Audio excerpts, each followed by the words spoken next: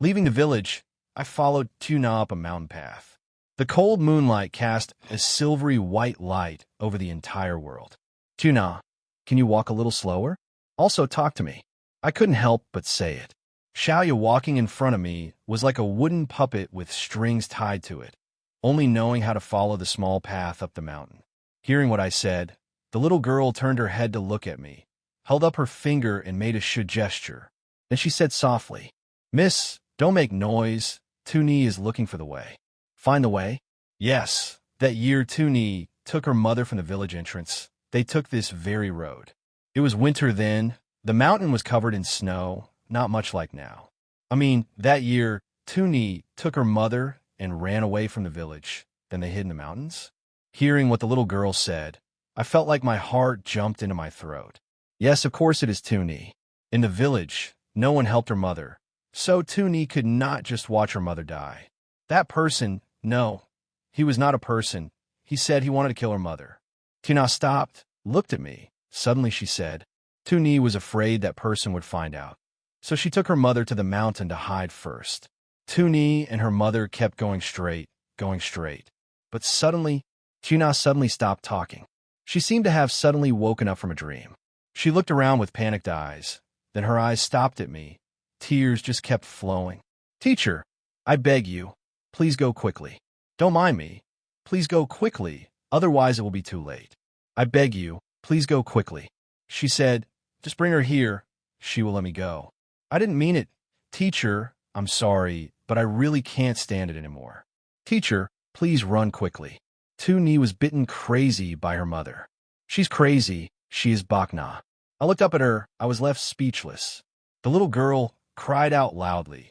Suddenly her whole body straightened and she lay on her back. Then her whole body convulsed like crazy. It looked like she was suddenly having an epileptic seizure. I quickly ran over and grabbed her hand. Tina, how are you? Suddenly, the little girl's eyes opened. Her eyes emitted two cold electric rays that shot straight at me. Come here. I only saw black before my eyes, slippery heels. My whole body felt like falling into a cave. Where's the snow flying from? Was my hand touching a piece of ice? I fell down a mountain cave, onto a snow cushion higher than my head. Only my lips above were exposed to the air. Strangely, I suddenly no longer felt the slightest bit cold. Everything was like a dream. Illusion? This is definitely an illusion. While I was thinking, I suddenly saw a group of figures coming from afar. When they got closer, I realized that it was a 15 or 16-year-old girl carrying a woman with messy hair on her back. They slowly walked very close to me. The girl gently put her mother down and then said, "It's very cold, isn't it? But we will definitely escape. Is that right?" "Cold, cold. I'm hungry. The woman with disheveled hair mumbled. "Just bear with it a little longer, Mom. It will be fine once we get out of this forest." The daughter smiled. Hungry. The mother kept saying that. The child walked forward, turned around, and looked like he wanted to carry his mother on his back.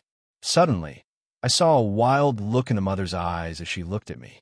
She grabbed her daughter, opened her mouth wide, and bit the child. So that's it. The space was filled with the child's miserable cry. "Don't, Mom. I'm her daughter." The mother lost her reason and was now like a wild beast. That crazy and miserable scene was like a movie shown only to me. I felt the crazy hatred, the unwillingness to accept, and the extreme cruelty in that image. Snow is crazy like a storm. I muttered, my lips trembling as I said, "No, she's my daughter. I can't do anything. All I can offer now is sound and tears." A face suddenly appeared in the snow wind. In a flash, it was close to me. Its eyes were misty and numb as it looked at me. The breath coming out from its nose seemed to want to blow into my face. That face used to be very beautiful. All the crazy sound stopped. "No, even if you're crazy, she is your daughter." That face was still numb, but very quickly after that, I saw tears flowing from the corners of that beautiful girl's eyes. In an instant, they froze into ice. When I woke up from the coma, my memory was a bit hazy, and I wasn't even clear as to why I was alone in this desolate mountain area. I only remembered that I had brought a student here to see a doctor. That student's name was Chiu Na.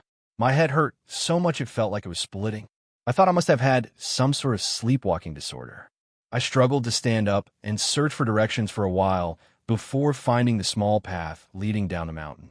Returning to the village office, I saw a note left by Xiaoya saying that she was fine and that she was going back first. I felt a little strange as to why she didn't wait for me and rush back home alone. But because of the headache, I was too embarrassed to think too much. After completing the checkout procedure, I carried my simple luggage and walked out to the village entrance. Seeing the boundary marker and the somewhat familiar scene, I was consciously stunned. Stopping there, I took out an A4 paper from my pocket and found that it was blurred, looking like the colors were mixed together. I crumpled the paper and threw it away. On the way, I changed buses several times and finally arrived at the familiar city.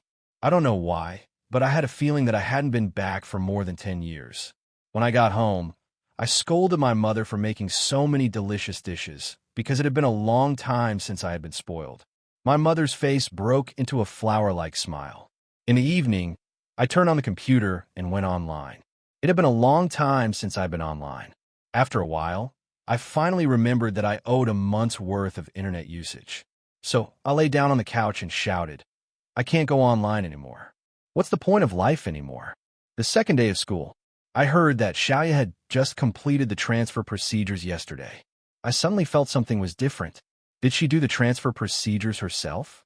Her mother came to work, but she didn't show up. Hearing the instructor mention the girl's mother, my head suddenly felt a pain. It's good to be able to walk. She's just mumbling all day. However, I think your mother is very normal. Mumbling, is that true? I remember that Xiaoya had an expression in class that scared me to the point of being speechless. If this girl acted in a horror movie, she would definitely make a lot of money. I laughed to cover up my embarrassment. Although I still felt uneasy inside, I suppressed that feeling and ignored it. When I got home in the evening, my mother said she had helped me pay for the internet. I happily ran to the computer. Didn't someone say, missing internet for 3 days is like meeting a disaster? This description is quite appropriate. I am Tien Thursday Tien Nian. Hello. I opened MSN and found my inbox full of unread emails. At this moment, my mother called me from the kitchen. Eat rice and then play. I replied yes, then opened a friend's mailbox. The screen suddenly went black. My computer restarted itself. 3 or 4 minutes later, the screen started to light up. A photo of mother and son appeared again, taking up the entire screen. Then a dialog box pops up. Hello, I am Bakna.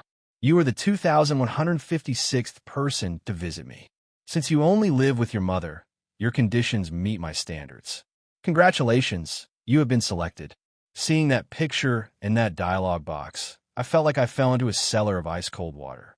So many vague memories quickly became clear. No wonder Chiu Na kept asking her girlfriend, "Do you have a mother? Do you live with just her?" It turned out that for me, it was not the end, but just the beginning. The 3-minute timer on the computer screen was ticking rapidly. I heard my mother stir-frying vegetables in the kitchen. It sounded like the sound of drums. Bite me. Without hesitation, I immediately selected my answer from the dialog box's options column. The timer stopped immediately. My computer fell into a deathly silence. Then I heard my mother's voice. "Let's eat. I'm hungry. We have to eat."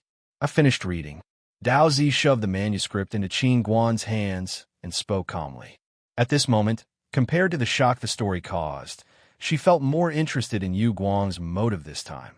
Waiting until Tan Quan commented on the story's ending, Noyet Kuang said, "This novel was given to me. Now, someone has sent it back to me, the whole thing." The last 2 words all were suddenly shouted out, with such force that it scared the other 2. They looked at Noyet Kuang in confusion, then saw her injured arm being raised once more.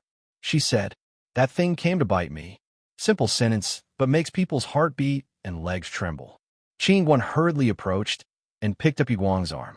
He only saw the wound on her white arm. It really looked like it was bitten by an animal, but also like it was burned. Qin Guan hurriedly let go of her hand and took a step back. He looked at Yu Guang with disbelief.